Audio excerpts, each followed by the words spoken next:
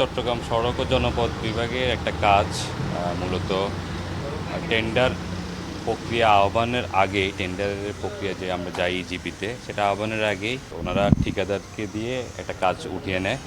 পরবর্তীতে যখন এই টেন্ডারের যে কাজটা পায় তাকে দিয়ে জোরপূর্বক একটা বিল সাবমিট করার জন্য বলে।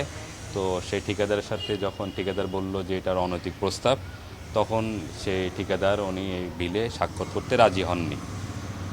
এই বিষয়ে একটা অভিযোগে আমরা দুদক টিম এখানে এনফোর্সমেন্ট টিমে আমাদের দুজন সহকর্মী রয়েছেন আমার পাশে। আমরা কমিশনের পারমিশন সহকারে এখানে আমরা একটা অভিযান পরিচালনা করি। অভিযানে আমরা এটা প্রাথমিক সত্যতা পাই যে সত্যিকারেই যে ঠিকাদার প্রতিষ্ঠান সেটা এখানে কাজ করেননি, এটা অন্য একটি ঠিকাদারি প্রতিষ্ঠানকে দিয়ে কাজ করানো হয়েছে। যখন ইজিপিতে যখন উনি কাজটা পায় ওনাকে জোরপূর্বক ওনাকে অনেক বিলে স্বাক্ষর করতে বলে।